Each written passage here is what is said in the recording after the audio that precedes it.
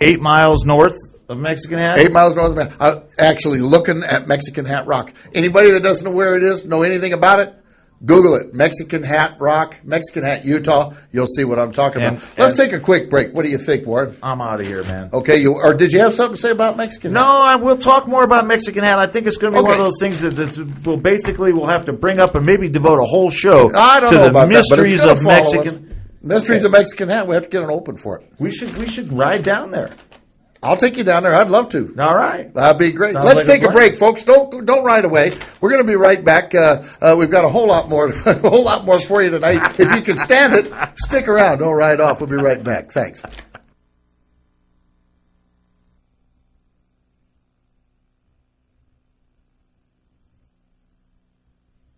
KickStartTV, the show that cares about what you've got to say about the world of motorcycling and motorcycle building.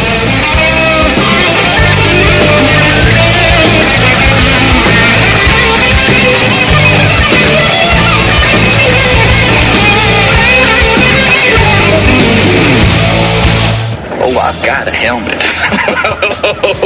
I got a beauty. Honey, we need to talk. About sex.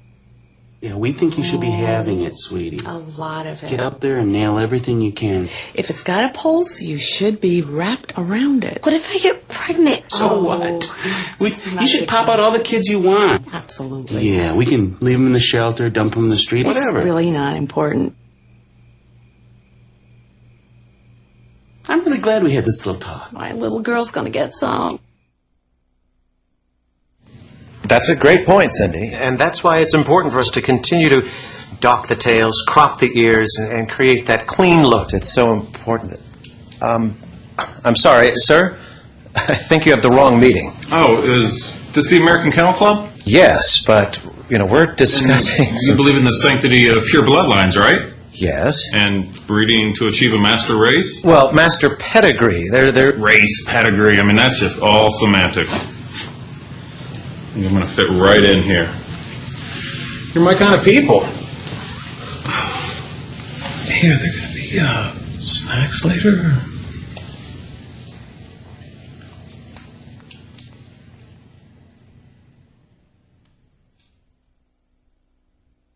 Check. Headsets are dead. Check. One, two. Wait a minute. We're back on the air. Look at that. That was amazing. Came right back on the air, didn't we? That was quick. Wait, was that 3 minutes? That didn't feel like 3 minutes. Well, maybe it was 3 minutes. I don't know. Anyway, maybe they just shortcutted it. Turn up the headphones. That'd be great, guys. I got a headphone. You got headphones? Yeah, I got. Oh, good. I got them on. I don't hear anything coming out of them. See, there you go. Now but I look good. And that's look great. Really important. You look marvelous. I said nothing. Yeah. Let me see if they're. So it is Mardi Gras, ladies and gentlemen. I'd like to bring that up, and in keeping with the spirit of Mardi Gras, we'd like to invite any. Ladies or gentlemen, if you're so inclined, to come on down to the palatial studios of KickStartTV and earn your beads. I don't want any guys coming down here earning their beads. I mean, I'm not homophobic or homo nothing-ish, but I mean, I really think that could be if a guy showed up at the door and said, I want a string of beads, you can't just give it shit to him. You got to make him earn them. Well, okay, now we were looking at this one. Oh, I'm starting to get some headphones there. We were looking at this one guy that's on this video that's like, he's got like severe man stuff, Yeah. And he's like jiggling around. Perfect. It's gross, man. I mean, probably some fine battage there, too, brother. Anyway, any of you lovely ladies that wish to come down and commiserate with the stars and staff of KickStartTV, we'd love to have you. And this week or next, or the week after, for that matter. Wendy says, trash, don't be a pig. That's what she wrote right here. Well, Wendy, I'm just, But you know him. Yeah, that's like telling Rin Tin Tin to not be a dog. Yeah, that's like going, don't bark, Lassie, when Timmy's in the well, How did Timmy know? What was with Lassie in the well? He always knew. I don't know what the well thing was. Okay.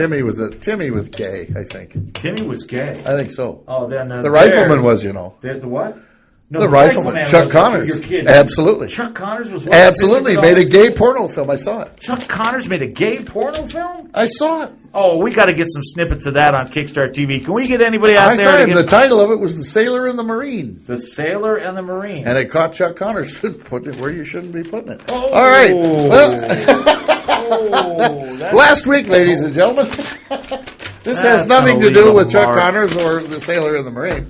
But last week, I went on a foray out into the real world on a remote shoot. Myself and what the hell's the kid's name? Why can't I remember his name? He's such a nice kid. No, the guy who shot the video. The camera. Who was the cameraman for last week? Brandon, that's right. Brandon did a great job. Oh, he did. He always does a wonderful job. Anyway, we went out.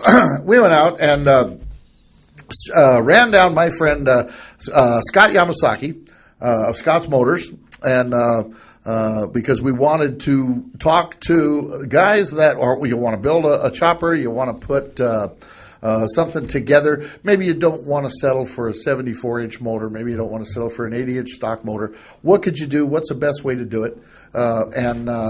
So for the equipment shed, we visited with Scott. He did a wonderful job. Let's roll that tape right now and see what Scott's got for us.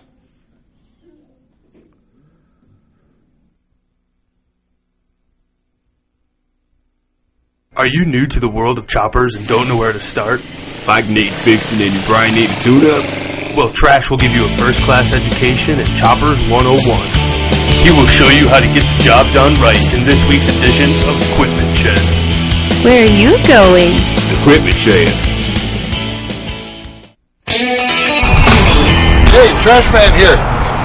We're at Scott's Motors, one of the best speed mechanics and all-around Harley-Davidson mechanics that I've ever known.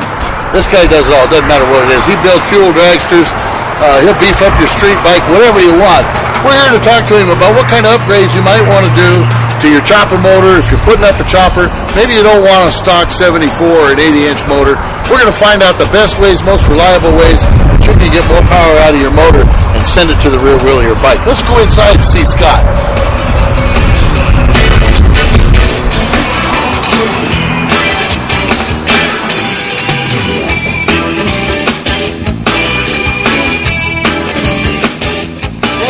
There's a motorcycle mechanic around here.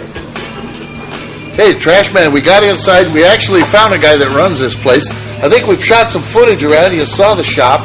This is Scott's Motors, as we showed you outside. Standing here with me is Mr. Scott Yamasaki, one of the finest Harley-Davidson mechanics you're going to find anywhere.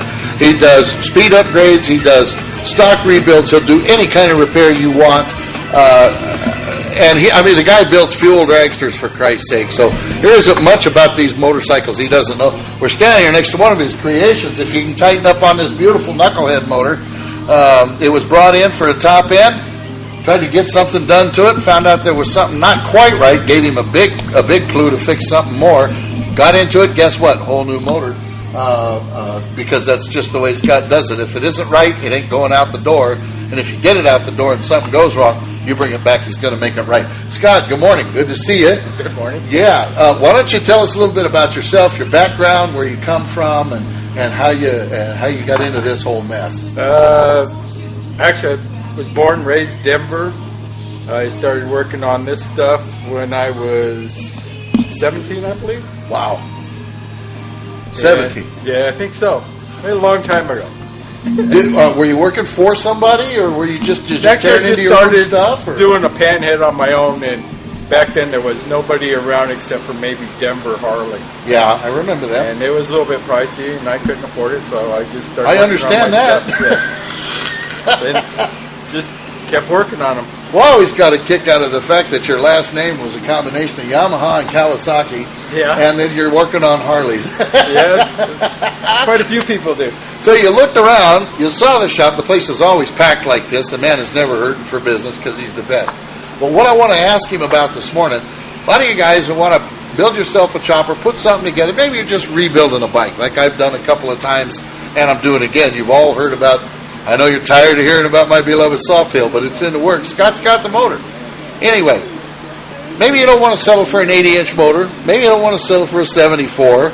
You want some more power, a little bit more oomph. You know, maybe you want to pick that front wheel up a little bit once in a while. I never do that, of course. That's against the law. But I thought I'd bring you to Scott. Let Scott explain to you the best way to do that, most economical, how to get that power to the rear wheel, and what's the most reliable. Because, let's face it, reliability is the deal. You don't want to get caught 6 miles north of Mexican Hat, Utah, with a dead motorcycle. We've been there.